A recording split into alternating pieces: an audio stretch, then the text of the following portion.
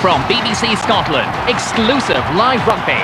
There's mayhem going on there. Scotland take on Australia at Murrayfield. Kenny Logan, the try scorer. Then we've a score to settle with South Africa. That was brilliant handling. But first, Boroughmuir look for revenge against Cup winners Melrose.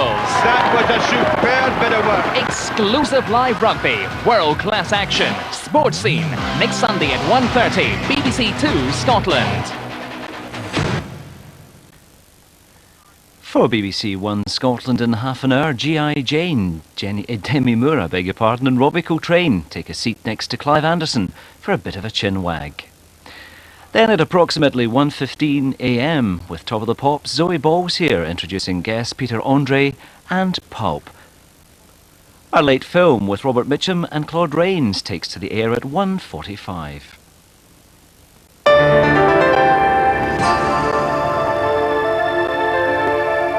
First on BBC One Scotland, our apologies for running slightly later tonight. This is due to extended coverage of the Festival of Remembrance earlier this evening. Now though, familiar faces and friendly fondling in a new series of They Think It's All Over.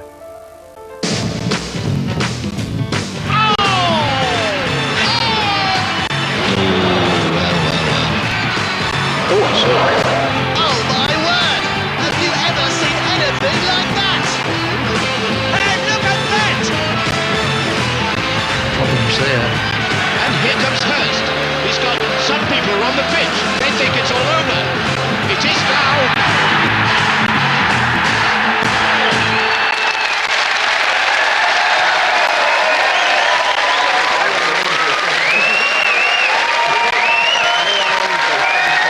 Thank you. Hello and welcome to the new series of They Think It's All Over with Gary and Rory. It's a snooker player who, when he was on the show 4 series ago, already had 6 World Championships under his belt. Now, in late 1997, will you welcome back a man with no fewer than 6 World Championships under his belt, Steve Davis.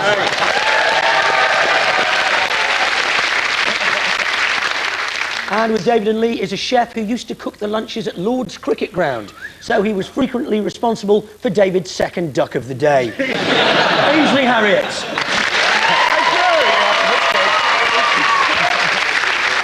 Welcome.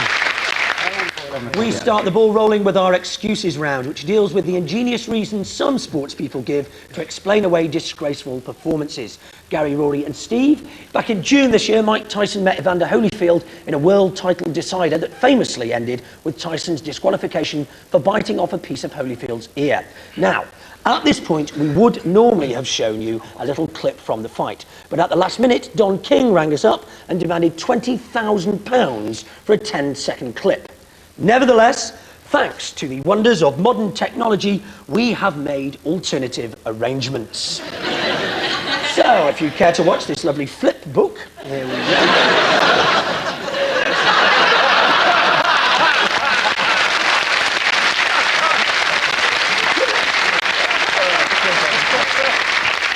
So the question is, what exactly was Iron Mike's excuse for this rather ungentlemanly behaviour? He was hungry. He didn't plan. He was peckish. He was a bit peckish. Would he be a vegetarian then and just fancied a bit of cauliflower ear? Welcome back, Gary Lineker.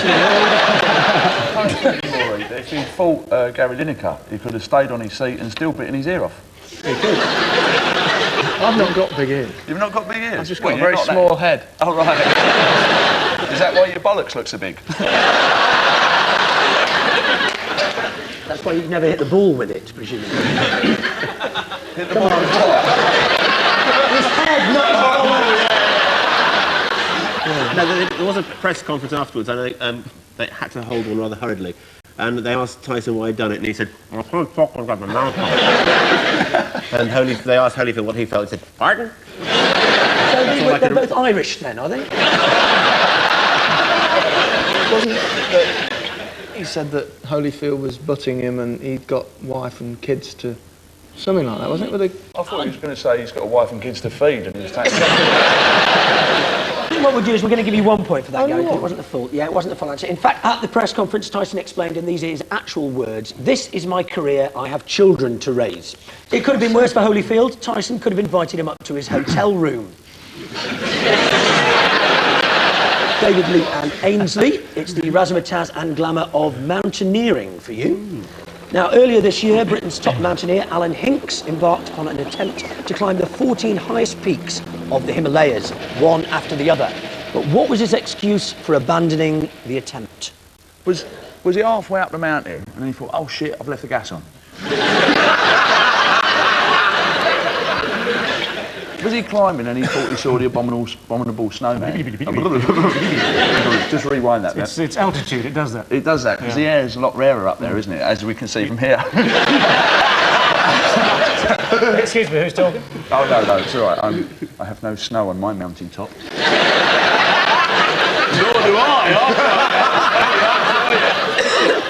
It's quite funny, actually. It's actually quite nice. The first time in a long time I actually feel quite hairy here. You know what they say about bald men, though, don't you, David? They're bald. They look stupid. Well, can you imagine being bald and black? Now we're talking. Well, can you imagine being grey and fat? Now we're really talking! Yes! All right, back to the question. Why did that bloke go up the mountain and decide to give up Did he halfway not through? eat enough food? He ate it all on the first day. You know it's like me going to pack lunch. Their school trip to France was all trip, finished by the time they had the school car park. You're not even at the coach and you're eating it all, you know. Nick, did the Japanese offer him a better deal, so he just packed up and decided to go over there and try and calm them out? That sounds familiar. Yeah. That sounds quite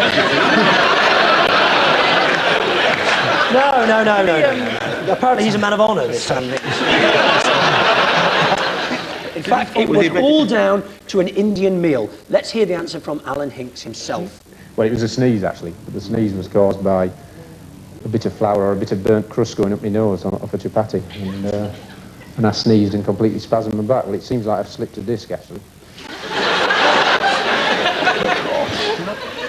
So, Britain's top mountaineer ricked his back eating a chapati. Hinks says that his typical mountain lunch consisted of chapatis, fried spam, yak cheese and hard-boiled eggs. So no wonder it was a solo attempt. And at the end of that round, David's team have no points and Gary's team have 1.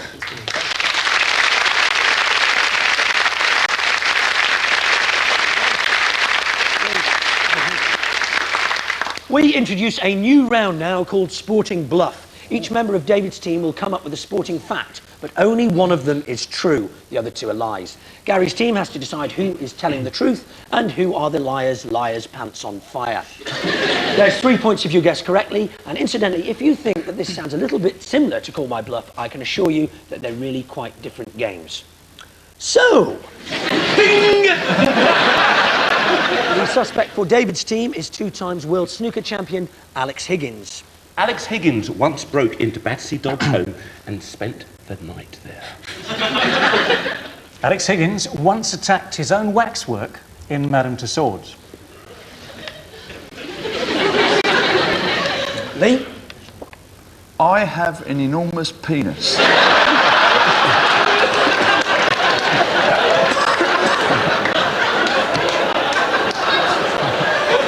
That should have read, I am a big prick. Yeah, I was going to say that was clearly the wrong card. Yeah. Sorry, I think that's Ainsley's. There. I've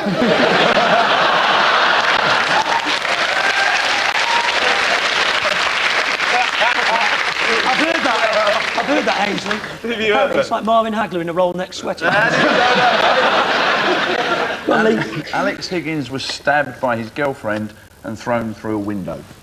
You can read. Okay, so Alex Higgins, Gary's team, spent the night in a dog's home, attacked his own waxwork, or was stabbed by a girl and thrown out of a window. You should go with me because, I am, of course, telling the truth here, because he was stabbed by his girlfriend, and they had a snooker commentator there at the time, Ted Lowe was there, and he said, 6 pints of blood on the floor. Just 2 pints remaining.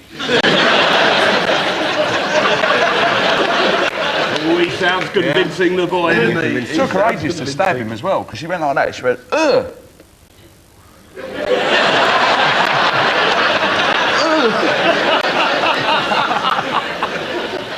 to Madame Tussauds? Have you got a wax Never rugby? been, no. You've had one, haven't you? I had one. It's not there anymore, is it, Steve? No. What do they It's do? not there. They melted me down. Yep. And they use the wax to make... Oscar Wilde. Rory's had his... He's had... No, I haven't. Yeah, yours was melted down to make the Spice Girls. It was melted down. It was And melted. darts. They didn't melt you all down, did they, to make Oscar Wilde, Steve? I thought they just melted the head down because the body was okay because it was already bending over a table.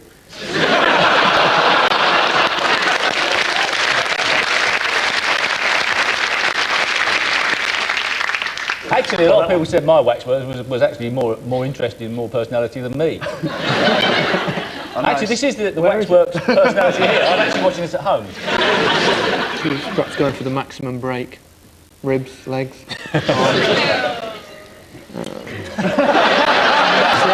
That was the sound of somebody who used to like Gary Lineker. Oh, my dreams!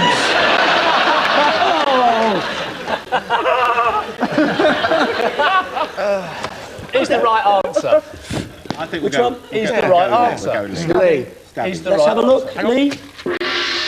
Correct. Well done. Very, very good. It was, in fact, Lee's answer. Alex Higgins was stabbed by his girlfriend and then thrown through a window. It was the only way she could get him into the house. OK, Gary, Rory and Steve's facts are all about the nation's favourite football team, Manchester United. The nation in question being New Zealand. David Beckham's girlfriend has a Manchester United tattoo on her bottom. Stan Collymore girlfriend has a Man United tattoo on her bottom. Alex Ferguson has a Man United tattoo on his bottom. So, is it Stan Collymore's paramour, David Beckham's significant other, or the object of Alex Ferguson's affections, who has an arse that's redder than Frank Boff's? Can we just, Yes, can we just check a fact here? Is it Ulrika who's still going out with Stan Collymore? Because I've been away for a couple of days and I didn't know she'd moved on that. Yes, it is. The trouble is, I mean, I can't imagine Gary lying. This is a dodgy game to play. Posh Spice, Eureka or Alex Ferguson? Posh? Well, they're posh.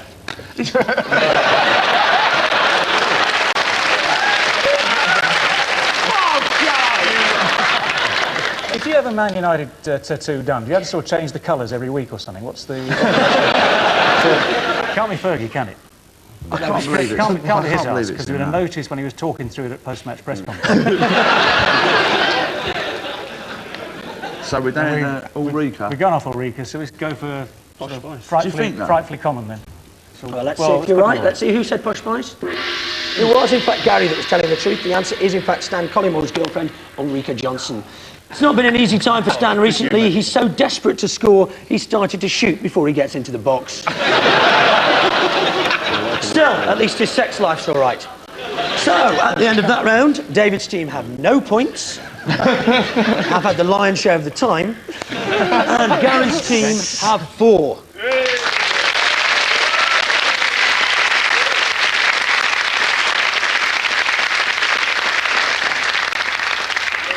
It's a special new round now. You've heard of the Olympic Games and the Commonwealth Games, obviously. Well, in this next round, we're going to show you some less well-known games. Gary's team, your action comes from the Redneck Games, held in Dublin, Georgia in 1996. Here are 3 of the genuine events. Go! Bobbing for pig's feet. Hubcap throwing. And the mud pit belly flop. That's roaring. Now, you can get 3 points if you can come up with one other genuine event. I've got the list of the other events here, so anyone you can come up with. 5-a-side inbreeding. It's a family game, you know. Playing the banjo in a sinister way. Spitting, there is a spitting event, but it's not tobacco. Putting the hubcaps back on the cars. No, that's called community service. I'm going to hand it across. Any ideas? Pig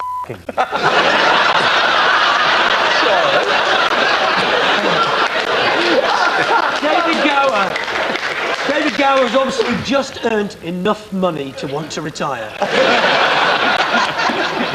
In fact, you could have had points for any of the following sports: melon seed spitting, shopping cart racing, big hair competition, armpit serenading, which is when you do that, cigarette flipping, the tight jeans competition, and throwing the bottle at the stop sign event. The opening ceremony featured a parade of hogs, decorated agricultural machinery, and Tony Hadley from Spandau Ballet. David's team, it's the non-stop excitement that is the Indian Rural Olympics for you, featuring events such as ox bicycle hurdling, being run over, and, of course, pulling a truck with your teeth. But what other events do you think they had? How do you find out that you can compete in being run over by a truck? Do they do tossing the Khyber? If I said that, you would slaughter me. Yeah. Let Gary do it. Do it now, come on. I'm not going to do that. Do it! I would never stoop so low. Yes, you would. I'm saying you play in Japan and go for a header.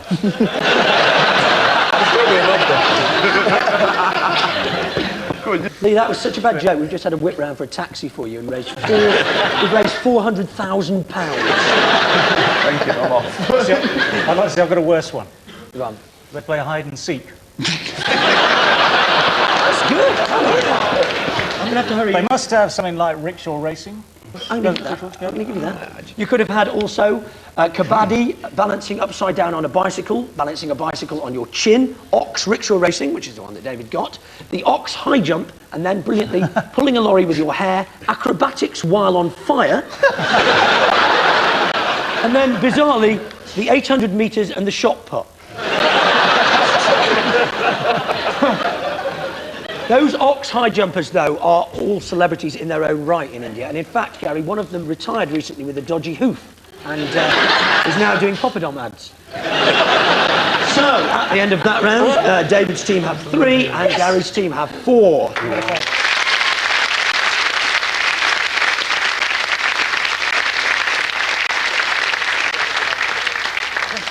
OK, our next round stars sportsmen in their natural habitat, posing in a silly costume for tabloid photographers.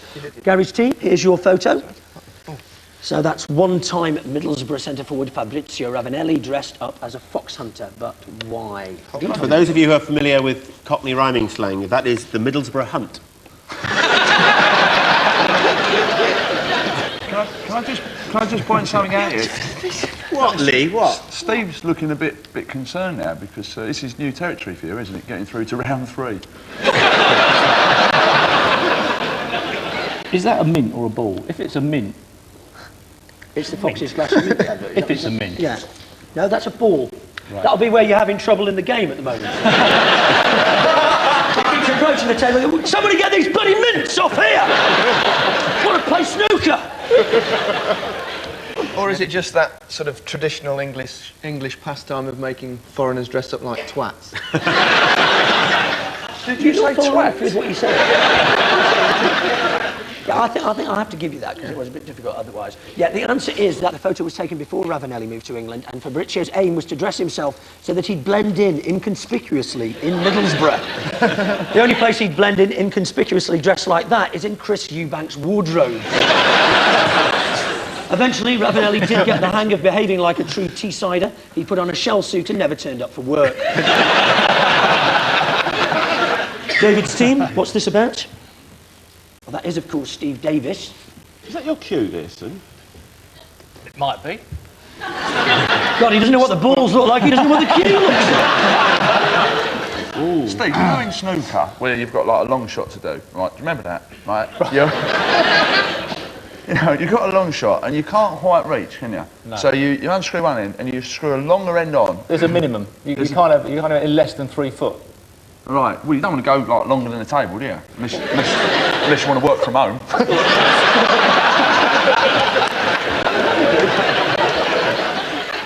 Look, we're all taking the piss out of Steve, but he did get 147 the other week. It was over 12 frames. I thought it was going to be a bust to Hackney. Have you thought about getting like an afternoon job? You know, do a bit of cabbing. So, where do you want, you take the other snooker players back to their hotel. Standard! Standard! Shall I give you a clue? Yeah, go on. It's to promote something to aid children. He still doesn't know. You don't know? You don't know why you did that? Well, I've been a celebrity a lot longer than you, Lee, and sometimes you just forget.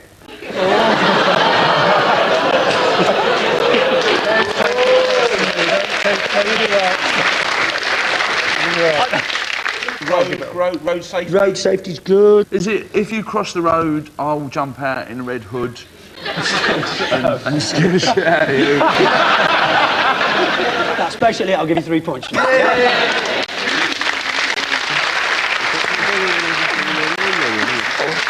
At the end of that round, David's team have 6 points, but Gary's team have 7.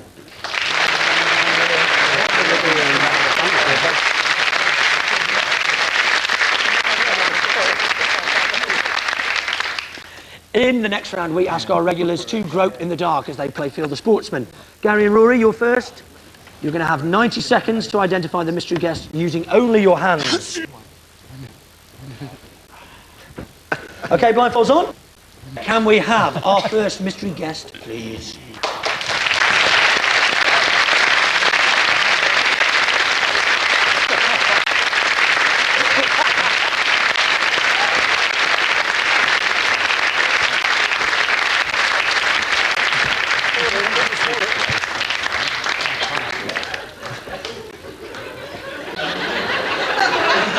Is that you, Gary? No, I think there's more than one. Oh, I hope Rory gets what's coming to him. OK, your 90 seconds start now. Dear. It's a public school reunion by the feel of it.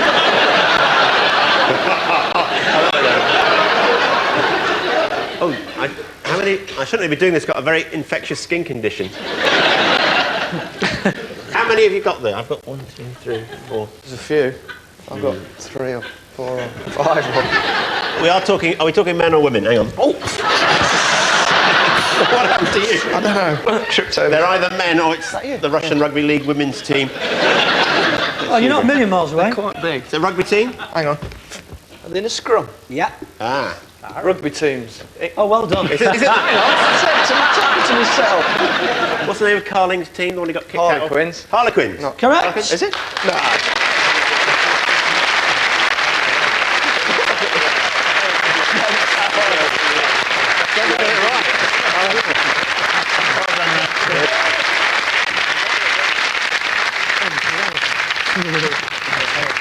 Come on, we can do that. Come on. Jump with us. We can have them. Come on. Good hell. No, David, sit down. What's going on? Dave just leant over to me and gone, one of them's called Alison.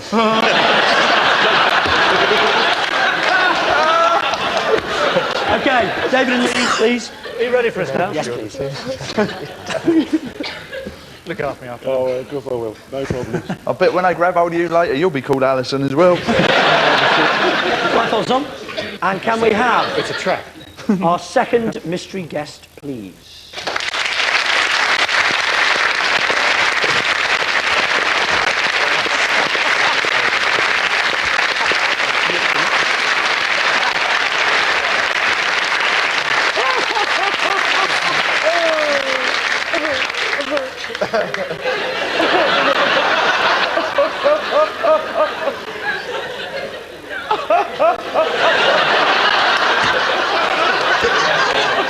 OK, your 90 seconds start now.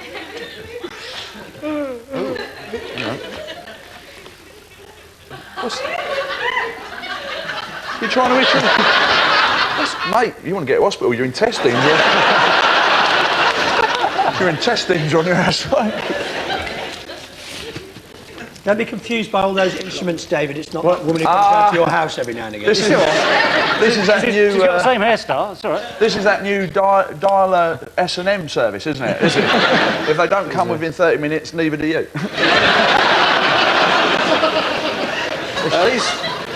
Time's ticking away, boys. How long have we got? It's not. What are we? Is it paratrooper? Is this like you got? Is it 15 seconds, come on. Is he? We're going back to mountains here. Yes, come on. Shall we get the points? Chris Bonington. Is it our man from before? Is it this Hinks? Alan Alan Hinks, well done.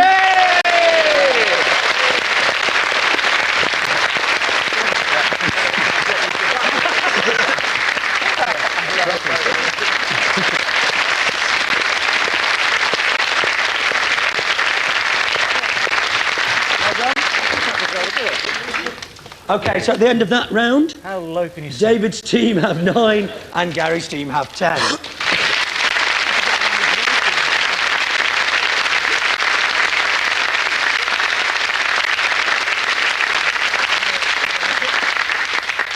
It's time now for our final round, the ear-biting, chapati-sneezing name game. Winning team goes first, which at the moment is Gary's, but only by 1.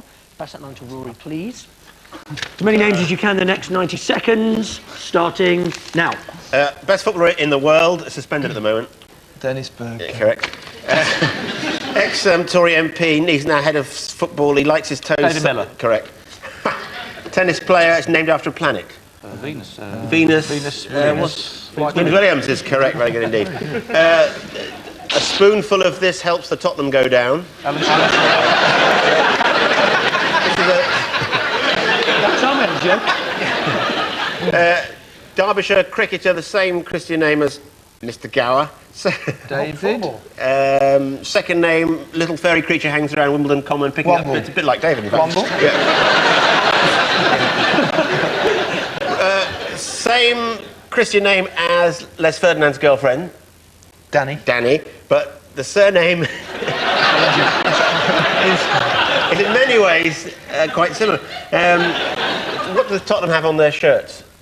Cockerel. Yeah, shorter than Cock. that. A cock, yeah. And if one cultivated a cock or made it get big off. Okay. Now, what do you, when you cultivate something in your garden? Grow. Past tense of that, Gary. Grew cock. cock. Yeah. Cock. Oh, nice easy one now. This is a boxer. His second name is the same as a musical instrument. Guitar. No, violin. like guitar, jazz version of a guitar. It's what Andy Cole can't hit a girl's arse with. Yeah. Banjo. Funzo banjo. Yeah, very good. No, you're not having that one.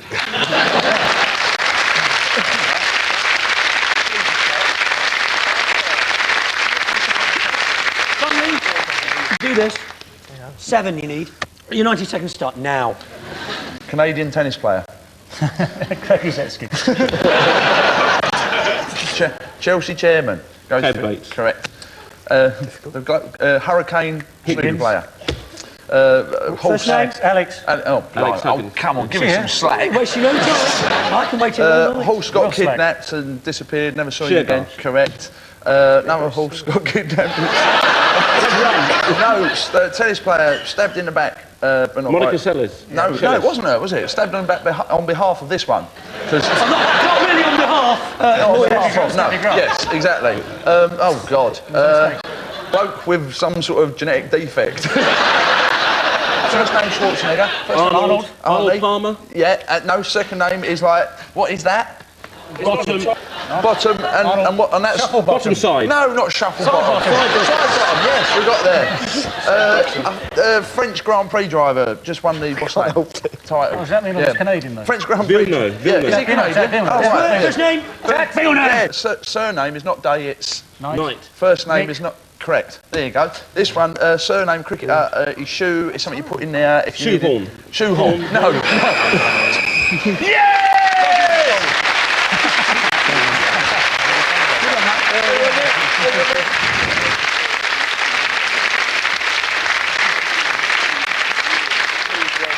So, the final score in the first of the new series is Gary's team have 16 and David's team have 17.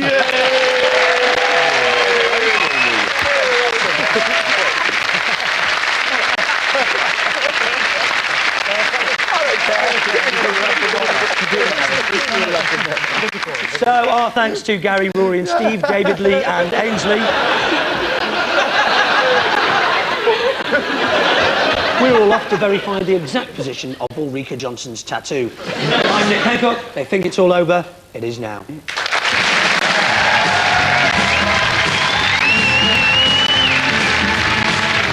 Nick Hancock and the team are back on Thursday at 10, and of course they'll be here next Saturday at 10 to 12. All Talk coming next on BBC One. Demi Moore and Robbie Coltrane share a word or two with Clive Anderson.